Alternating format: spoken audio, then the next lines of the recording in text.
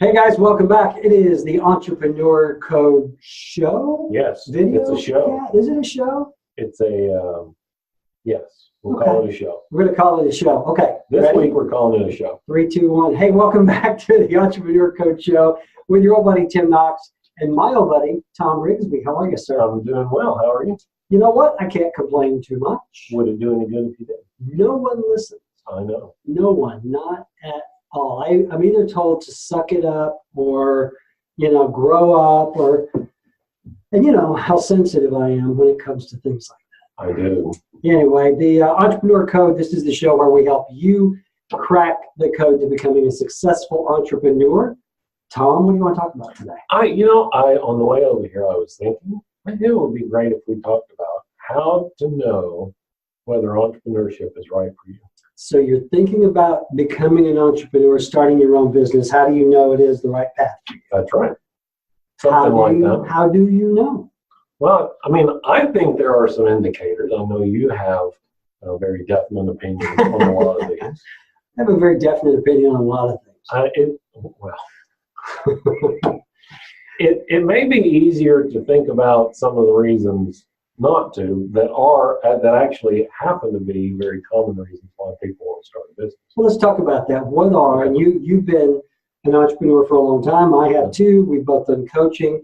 What are some of the reasons that you hear from folks normally as to why they want to become an entrepreneur? And do they want to become an entrepreneur, or do they just want to start a business? Because it's two very different things. They are very different things. And I think that in general, people use the words interchangeably, but they are not. They're not interchangeable. So we'll go with why people want to start a business. Okay. The number one most frequently heard reason why people want to start a business: I got laid off and I need something to do. But you know what? Is that a really, and I already know the answer to this, so I'm asking it rhetorically, is that really a good reason to start a business if you've been laid off from a job or you're... Only if you've been running it as a side gig for a couple of years and you've already demonstrated your ability to deliver results, and you've already demonstrated that there's a market, then it might be a good opportunity for you to jump in the deep end of the pool. Right. But if you've been working as an engineer and then all of a sudden you find yourself unemployed and think, this would be a great time to start that Italian restaurant. I've always wanted to start an Italian restaurant. I've eaten at them. They're good. They're good. Yeah. We should have one. Honey, let's start a restaurant. That's the wrong thing to do. Yeah. Well, I think the point you're making there is people often think about starting a business really when they feel maybe they have no other options. And it's not a great option. I counsel folks like this all the time. If you are, you're unemployed. I've heard this one. I want to start a business because I can't find a job. Yeah. Okay, the thing you don't realize or you don't understand is starting a business is tons of hard work. It takes money. Yeah. It takes resources. It takes knowledge. Just because you're out of work is not a great reason to start a business. That might actually be the worst time to try and start a business because of the resources that it takes to requires to get the business started. And you're already limited. Your money's in short. You're trying to keep the lights on and food on the table, and you're going to have demands of cash that you can't even begin to imagine. Yeah. Whatever you think it's going to cost, triple it. Yeah. And that's where you need to start. Even if you were just starting something like a very simple service business where really it's you, your car, your time, your computer, there's still an investment of money there. There's an investment of time. Well, here's maybe the simplest entree into business, especially around here. You're an engineer, you get laid off, and they want to hire you back as a contractor. Okay, so I start my business so I can be hired on as a contractor. Well, I can't tell you how many times I've had this conversation. I did that, and they told me it'd take 45 days for me to get paid. Yeah. Yeah. But coming back as a contractor, it really isn't starting a business. No. You are, let's say you're getting laid off or whatever, you're coming back as a contract worker. Right. There's no difference between you and any other temp job. So many people think, well, you know what, I'm not going to be a contractor, I'm going to be a consultant. Oh, yeah. I'm going to go to LegalZoom, I'm going to spend my $200 and start my little LLC. But really, the thing there is it's mindset. Yes. Because you're still in the mindset of that employee, right? Well, yeah, and I think that's one of the big differences between an entrepreneur and a business owner. Mm-hmm. Not the only difference, but one of the big ones is that the business owner, you can be a business owner and all you really own is your job. Right.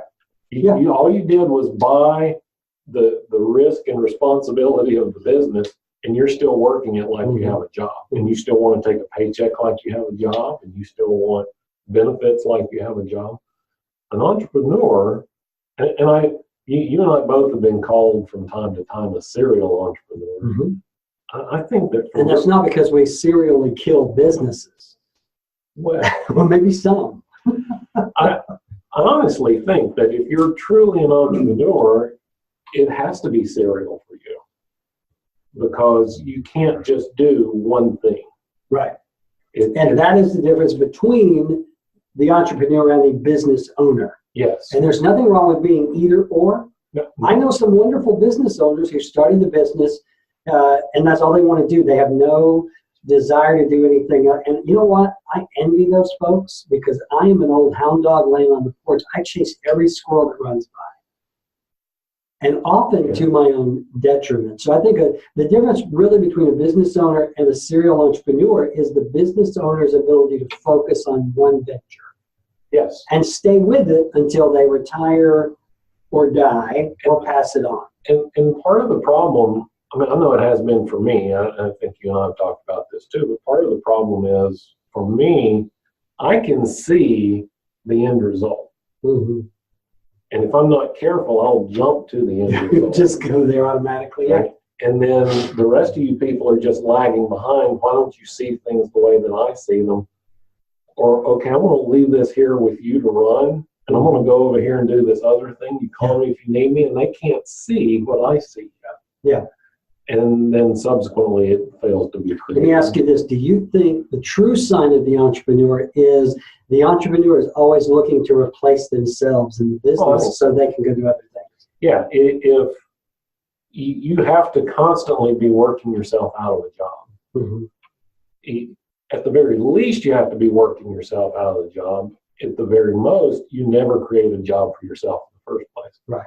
Which, the more times I do this, the more comfortable I get with that idea. Mm-hmm. that I'm not going to be involved in this at all. Right. And a lot of people, especially when they're leveraging a hobby or a technical skill that they have, mm-hmm. well, I'm the only one that can do this. How many times have you heard a business owner say, well, I can't take a day off, I'm the only one that knows how to do it? I've said that more times than, or nobody does it like I do. Right. If I want it done right, I do it myself. I think I told you this story either last week or not too long ago. One of my clients had 35 employees, reviewed every sales order when it came in, reviewed every engineering design before it went to production. Yes. Mm-hmm. Reviewed every QA report, mm-hmm. signed every purchase order, signed every check. I said, what did you hire all these people for? What did he say? Well, I need them to get the work done. Obviously not. You're doing all the work. Well, I think, and the argument then became, well, if I don't check, we just pulled out, designs, and they said, well, if I don't review these, they won't do them correctly. And I said, no, as long as you keep reviewing them, they'll never do them. But you know what? That's a good point. There is a lack of trust, and I know you and I are like this. There's a lack of trust that our employees will not do it the way we do it, or, again, it goes back to if I want it done correctly, I'll do it myself. At some point, to be a successful entrepreneur, and then we'll get back to the topic of how to tell if you are, but at some point, you really have to let go of those reins and trust other people. Like right now, in my real estate business, I had a staff meeting this morning, and I was telling these folks, look, we've got this big whiteboard in there in the bullpen that shows all of the deals that we have working. The first 3 months this company was in business, my name was the only one up there, right? And that's okay. Bad. We need to change this. And it was because we were a startup. I was really the only one on staff at that point. We were, now we've got multiple people, And now there are 3 or 4 others on staff whose names are up there as much as mine. And they're asking me, well, is that a bruise to your ego? I'm like, you know what? I don't want my name up there at all. I want all of your names up there so then I can go over and do the things that I think are important to build this business. So right? if any of your staff happens to be watching the show, They're not. They never watch anything I do. Let me give you some insight to this guy. He would be perfectly happy if his name weren't on any of them because he'd still be getting paid. And that's the point. Yes, That's it the is. point. It's exactly You know, the I point. want, in order, well, here's my thinking. In order for me to build this company, like I see this company, like my partner Zach Walker and I want to do, we have to get to a certain point where Zach and I are doing nothing but working on the business. It's the old work on it and not in it. Yep. As long as my name is on that board, that means I'm burning hours out doing sales, doing all the things that come with being a real estate agent. And that's part of the mindset. You know, we're talking about how can you tell if you're a business owner or if entrepreneurship is right for you. If you can't let go of the technicals, you can't be an entrepreneur. Yeah. Because you are always going to be working in the business. And as long as you are in the business, there is a finite amount of growth that can occur. Right. It cannot grow past a certain point if you are key to the business. I market my business by my name. My name is my business, and I have other people working for me. Yeah. Delivering product. And how do you do that?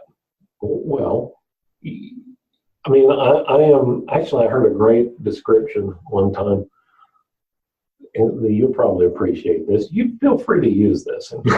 I steal constantly. Be the celebrity of your brand. Oh, yeah. Right? You can be the celebrity of the brand without doing all the work. Right. You can be the figurehead, the face. So if I can sell myself and the coaching that I do underneath my name as my brand name and still have other people deliver product and deliver value to my customers, there is no other business on the planet that can't do the same thing. Yeah. Now let's get back on track after 10 minutes of pontification. Okay. How do you know, take your Pope hat off, how do you know that becoming an entrepreneur is really right for you?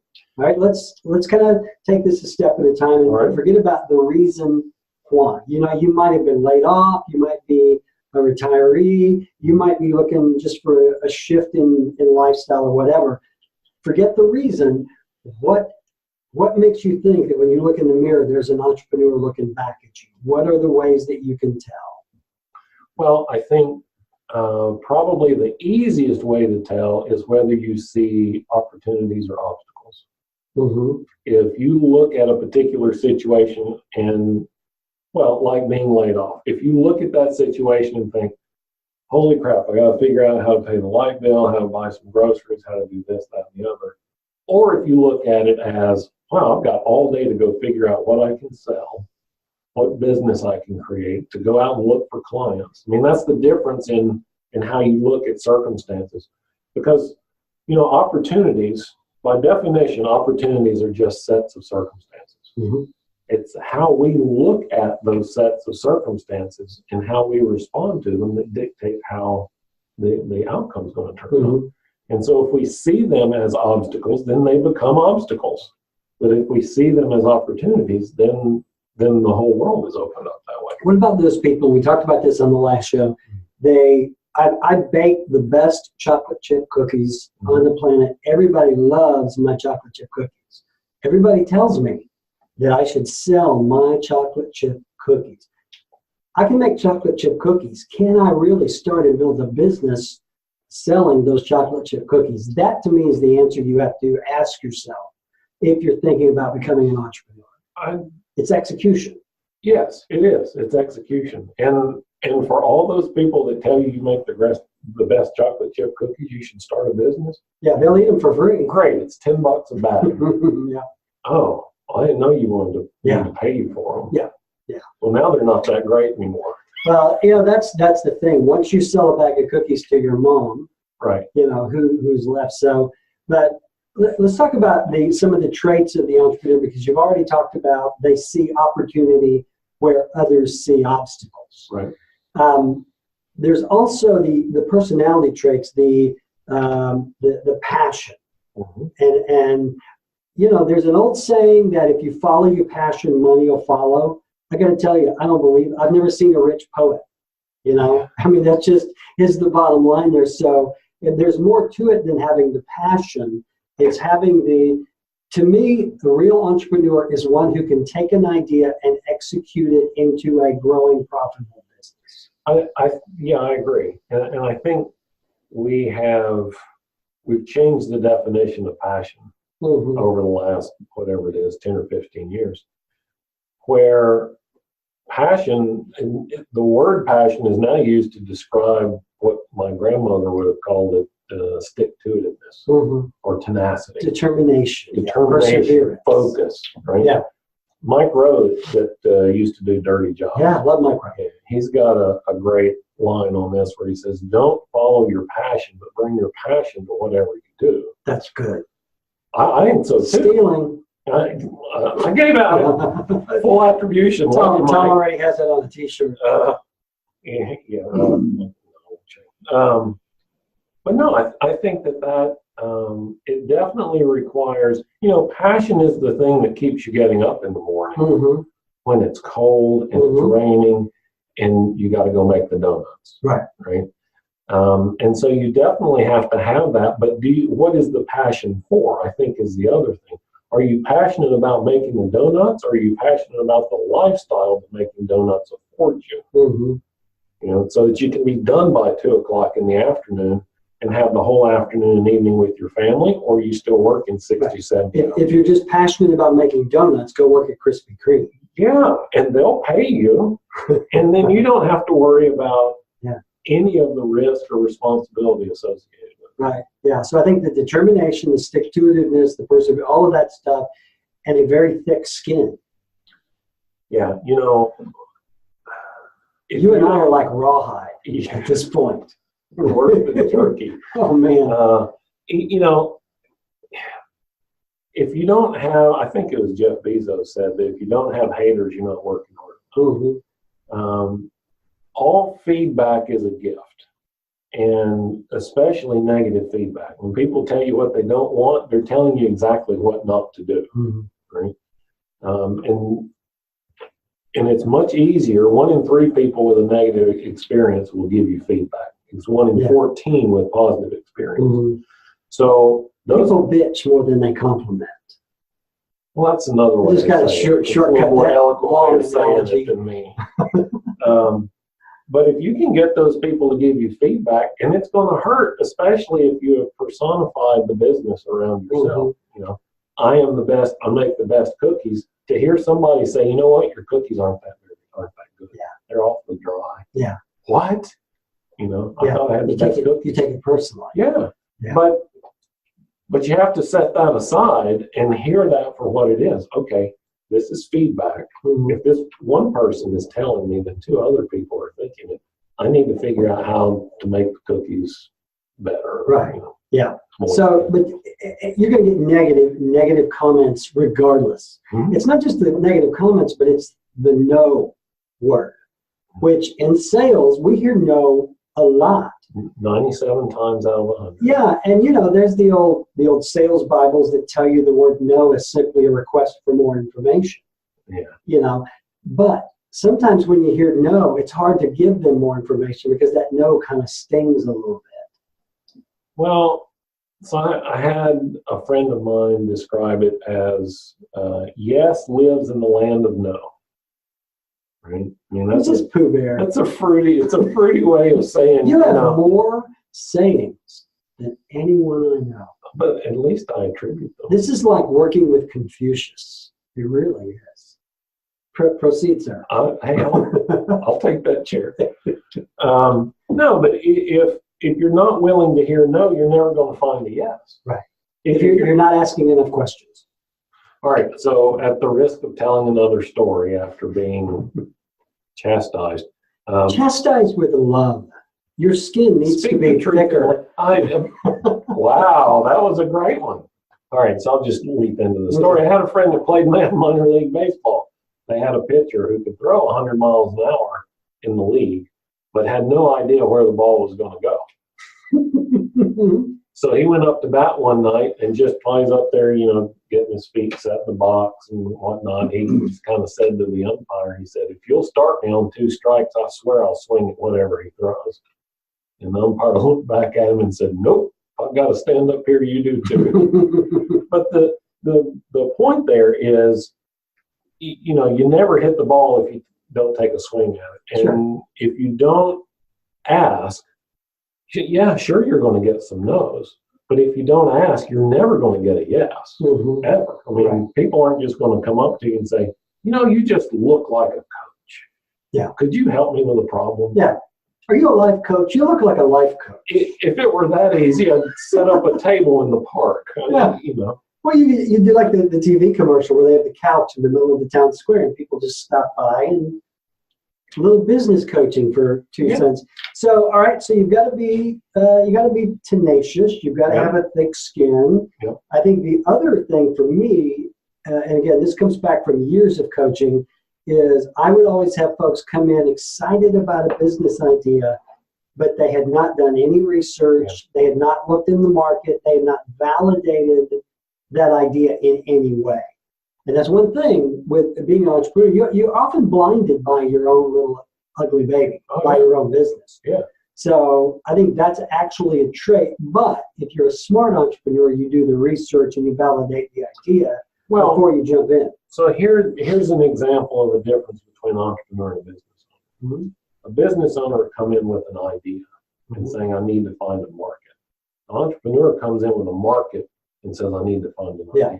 A market in need of an idea. Yes. Yeah. So 20 to 30-year-old, double income, no kids, right? There's a great market, tons of disposable income. What kind of problems do they experience? Yeah. What can you sell them? Right. Yeah. Well, you're always selling people a solution to a problem. Mm-hmm. Whether you believe it should be a problem for them. So you identify the problem, the want, the need. Right. And then you're selling the solution to that problem, always. Right. And I got to tell you, because I've done it the reverse way.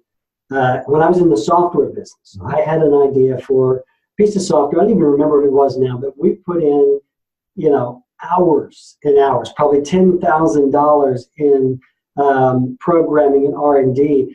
And I ended up creating a product that only one person thought was cool. You know who that was? Your mom. No, me. My mom didn't even like it. That's so hilarious. That was one of the times, and boy, the lesson that I got there was just really invaluable. Was I thought it was such a good idea. I didn't think I had to do any research or ask anyone because I knew, and boy, was I wrong. But you know, though, and you know now, now, just because you have an idea doesn't make it a great idea. Right. And you have to go out and do the research. And the greatest way to do the research is just to talk to your market. Mm-hmm. Ask them what their challenges are. See if you can come up with a solution to that. Sell them what they're already looking to buy. I mean, I've got this bowl of water here, and I usually use the story about, we could talk about how chronically dehydrated we are in Western culture and how water's good for you, and how my partners and I work together to develop a super hydrating water and the packaging and all that. Or I could just put it in the cooler by the door at the gym. Yeah. Right? Either way, you're going to pay $4 for a bottle of water. Right. Right? One way I have to sell you on it, the other way I don't. Yeah. Because, in the cooler by the door at the gym, I know that the people that are there on the way out the door have a need. Right. And I'm satisfying that need. So when you are looking for that idea, and a lot of businesses are born out of that. It's when you become your own customer, if you have a want or need in your life, or there's some solution that is not out there, a lot of people will use that as the impetus of a business idea to want to jump in business. But this takes us back to our original question: is how do you know you're an entrepreneur, even if you've got a great idea? Well, you have to be willing to let go of that. I think you are your own worst ideal customer. Mm-hmm. Because then you begin making assumptions about what other people want. Mm-hmm. So, hey, everybody that's like me will need this. Right. Well, maybe, but do they want it? Yeah. Right? And so you have to be willing to let go of what you think is valuable. And I mean, how many times have you heard somebody say, no, you don't understand. You're not using it correctly. Mm-hmm. Or that's not the way you're supposed to do it. Or, well, but that's the way they want to do it. So why not just let them do it that way? And software is one of the world's worst about that. Yeah. Well, here's the software, and there's a week-long class for me to teach you how to use it. You know, my 2-year-old granddaughter can work the iPhone. Mm-hmm. She didn't need a class. Right. Yeah. So, you know, that to me, that's existence proof that there are people who can pay attention to what the market wants, needs, desires, will pay money for, and they deliver that. And then there are the rest of us who don't. So even you may have a viable business idea. Sure. You just may not be the one to execute. Right. And I know you and I have both seen this in all of our years of coaching. I've had people come in and tell me their idea, and in my mind, I'm thinking, that's pretty good. I think that's, with a little bit of research, now, whether or not they're the person to execute it, and that's what I always go back to, execution. Right. The difference between a successful entrepreneur and an unsuccessful entrepreneur is execution. Well, it's Edison and Tesla, right? Yeah. I mean, by the way, none of us are driving Edisons. No. Well, but I have a feeling Tesla would be going, I don't care. Yes, that is fine. That's fine. You know, Edison figured out that, well, so this comes back to the profitable solution part of being a business owner. But he figured out that even if this is the not the best solution, mm-hmm. it's the one that we can monetize. Right. And that's a better solution, but we can't make money off of that. And so all of those things have to be there. They have to be present, and they have to be in balance. You have to have a problem to solve. You have to have people willing to pay for it. You have to be able to deliver it profitably. As long as you have those three things, the business can run forever, or at least till you get hit by a bus. What do you say to your coaching clients who come in and say, Thom, I've got a full-time job, I do this, I do that, but I've got a great business idea. How do I get started? What do you tell them? And because, and I'll tell you what I always did is I would always start with validating them as the entrepreneur and then validating the idea. What do you tell them? No, I think that's spot on. Why do you want to start a business out of this? What in your background or your experience is going to position you well? And whether I ask this question out loud or whether I'm just evaluating them against these questions, you know, because I know what you're saying in the back of your mind, right? And it usually isn't what you're telling them. No. Not in so many words. But you know, is this person the right person? And then is this idea an idea worthy of developing? Mm-hmm. And in almost all cases,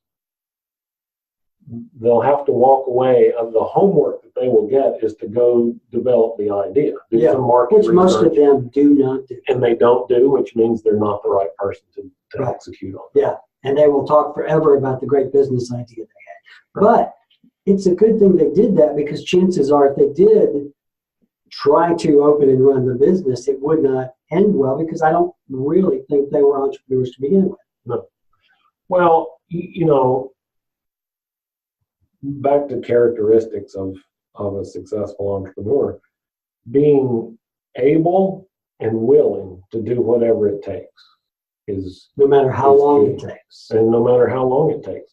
You know, I spoke last week out at UAH, and I talked about James Dyson, who invented the Dyson vacuum cleaner, had 5,126 failed prototypes. Now, if you think about that, do the math on that. If he came up with one new prototype every day, 365 days out of the year, it would take him 14 years to get 5,126 failed prototypes. Yeah. Now, was it worth it for him to stick with it that long? I mean, that's kind of up to him, but I think a $4.5 billion company is a pretty good indicator. Yeah. It might have been worth it. But somewhere during that 14 years, you have to think he thought, screw this noise, man. It's just not going to work. He might not have thought it, but I guarantee you everyone around him did. But it's like Edison and the light bulb. Right. You know. Well, yeah, and you know, whether you believe that story literally or not, you know, Edison came up with 1,000 ways not to make a light bulb. Yeah. He didn't fail 1,000 times. He found 1,000 ways not to make a light bulb. And I think you have to stick with it to get to the result. You also have to be willing to do whatever it takes, even if that's, you know, clean the toilets, take out the trash. Well, that's another thing. A lot of people, when they start talking about starting a business, they don't take into account or realize all the stuff that is involved. You know, when I was in the retail gun business, we would literally start with a vanilla box. We'd have 4 walls, if we were lucky, on the floor and a ceiling. Everything. You know, I had guys doing the construction and doing the build out. But let me tell you, I ordered all of the displays. I put them together. And they are remarkably expensive. What is the deal with that? It's crazy. But to actually get to the point where the business actually opened its doors was months. But that was even after I did all the research. I spent literally about 2 months doing nothing but researching that business and validating my idea. You know, I went into every gun shop and pawn shop within a 50-mile radius because I wanted to learn what are they doing right and what do I think they're doing wrong. Right. And by the time I opened my first store, you know, I probably had 10,000 hours of research, even though I'd never been in the retail business up until that point. Any kind of retail? No, and I'll never do retail again. My God, what a pain. Well, I mean, it's easy to look at it and think, wow, $400 or $500 a whack. I mean, you only have to sell 2 or 3 a day, right? Yeah. Which you would think, you know, if you're someone like Larry, that's what you do. He sells 10 an hour. But yeah, when you go to Larry's the been math, at it for a while. He has been at it for a while. He's very good at it. Yeah. But you know, and this is a whole other show where you get into the accounting and the math involved in an hour spent in business, what it truly costs you. Right. But I don't want to get too far off because we're talking about, you know, how do you know that entrepreneurship is right for you? And I think a lot of it just comes down to looking in the mirror and having a serious talk with that guy or girl. But it has been my experience that once folks get an idea in their head, it is really hard to convince them otherwise. It is, and they have to learn. Unfortunately, we are not good at learning from other people's mistakes. Mm-hmm. And as much as I can sit there and tell the person I spoke to a group on Friday and said, look, here's the good, bad, and the ugly of being in business. And, you know, we go into it thinking all the great things, really clear about what we're going to do, confident, 100% confident we can achieve that result, totally in control. Then we get a customer. All of a sudden we lose control. Hits the fan. They start asking for stuff we don't have. I mean, clarity and confidence is out the window. Right. And now it's just kind of hanging on by our fingernails. Yeah. And, you know, if you can make it through the centrifugal force of that first turn and hang on, right, you're in pretty good shape. With me, the litmus test that I would always present with coaching clients was this. Okay, are you in a position to pursue this idea for the next 12 months without any paycheck, without any commitment, without any clients, without anything? If I were to tell you that for the next 12 months you're going to do nothing but eat, live, breathe, and sleep this business, and you're not going to get paid for it, would you still be willing to do it? That was always the one for me that kind of jarred them a little bit. That, you know, the whole year, you have to be able to survive a year. Because, you know, very rarely are you going to start a business. Number one, nobody wants to spend any money to get in. You know, I want to start $1 million business today with no money down, and I want to be rich by Friday. And there's no grant. There are no grants. We beat that horse last week. Yeah, but I think that is the litmus test. Yeah. A lot of people that I coached were looking for ways to replace their income, right, so they could go start a business. Right. It's just not there. Look, if you have an income, keep it. Stick to it. Don't quit your day job. As somebody told me one time, Just shut up and cash the check. Shut up and cash the check.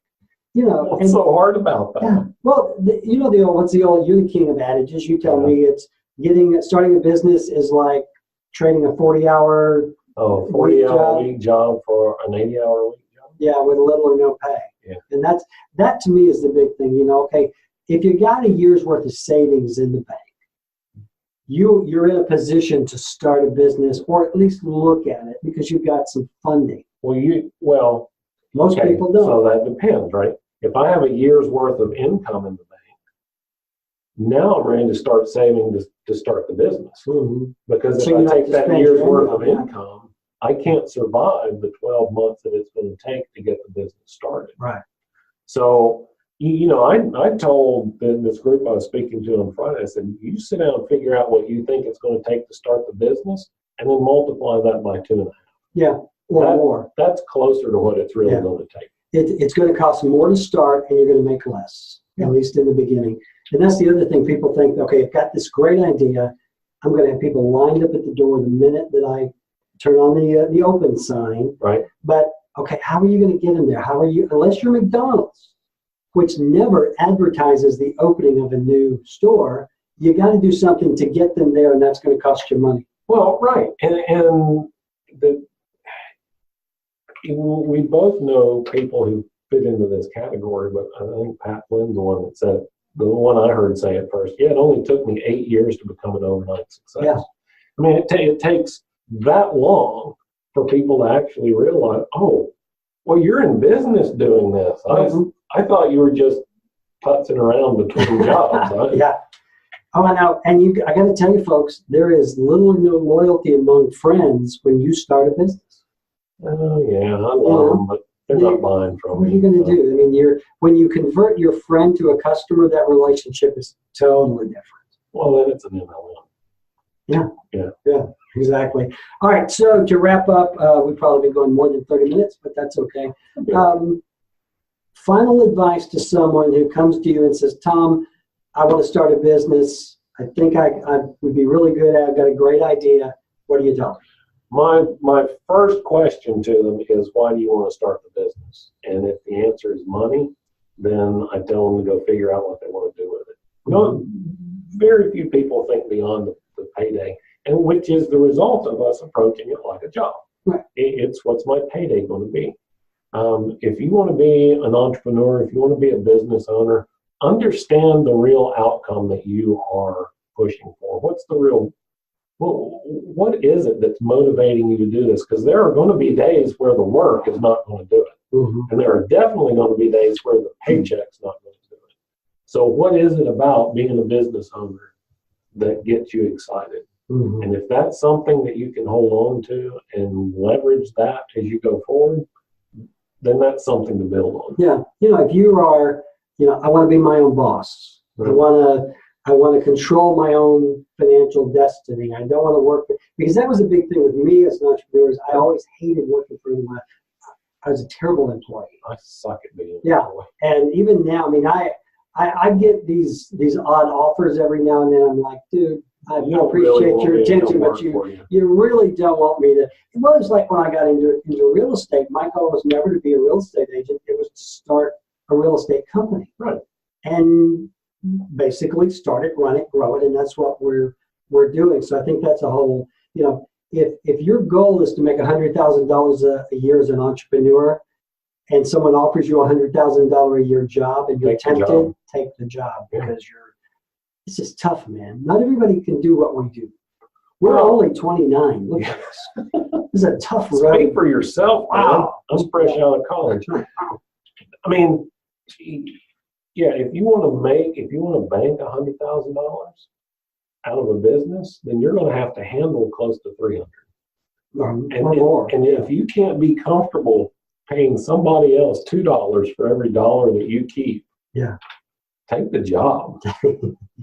Let somebody else have the headaches. That's right. Because that really is the difference between and there is nothing wrong with being an employee. None at all. I would love to be employable. I'll be super clear about that. Yeah. Because, from a selfish perspective, I need employees. Mm-hmm. From just a functional in society perspective, not all of us can be entrepreneurs. If all of us were ditch diggers, we'd have plenty of ditches, but nobody to feed us. Right? Yeah. So everybody's got to play their role. Don't, just because you get laid off or you really enjoy your hobby or, you know, grandma says you make the best cookies, none of those are great reasons to be an entrepreneur. But if you constantly see markets that need help, right? You know, somebody could solve that for them to make a buck. That's something to start looking at, but don't do it when you're in a depressed state already. Or a limited state. And again, when we were doing coaching, that's one thing that I heard a lot. Well, I'm at the end of my rope. I have nothing. Nowhere else to go. I'm going to start a business.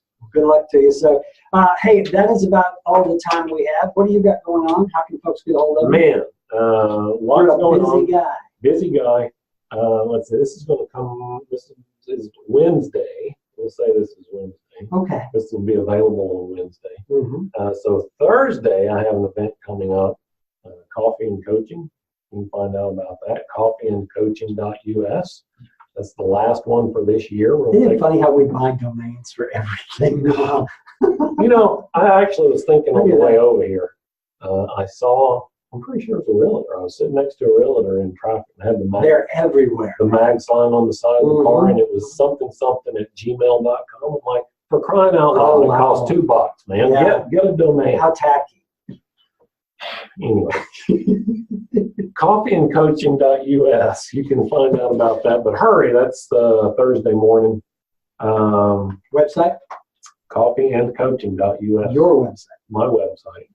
That will take you to my website. Okay, you got JT Rigsby? How about Thom Rigsby? Thom Rigsby, and Thom with an H. Thom with an H. Thom. Actually, so here's. If you were smart, you'd have TH and T. I do. That's my case. I mean, domains are cheap. Yeah, they are. So you can type in TOM or THOM. And you still get to the same. Well, with me, it's just a TI, you know. And all of my websites now just point to my real estate business. And that is revolved.com. We paid a pretty penny for that one. No doubt. Yeah, we don't got no Gmail addresses. Although we do use Gmail for all our corporate email, but same here. It has the domain. So, if I can help you in any way when it comes to real estate, buying, selling, building, you name it, we do it. Just check us out at revolved.com. This has been a good conversation, at least from where I sat. Yeah, me too. I feel like I've been basking in the glow of great wisdom. Okay. You're welcome. I think we'll end there. See ya. Bye.